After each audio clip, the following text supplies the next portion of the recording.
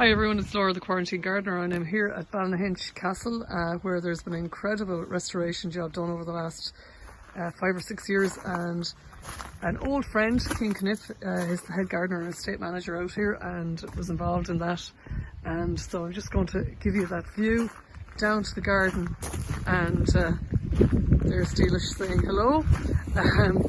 And I'm just going to show you the herbaceous bed so you can see fantastic, and it's really maturing into a beautiful garden. And at this stage of the year you can see all of the dahlias, and a lovely variety of dahlias here on the walk down to the fountain at the centrepiece of the walled garden, and callas. Just fabulous restoration work.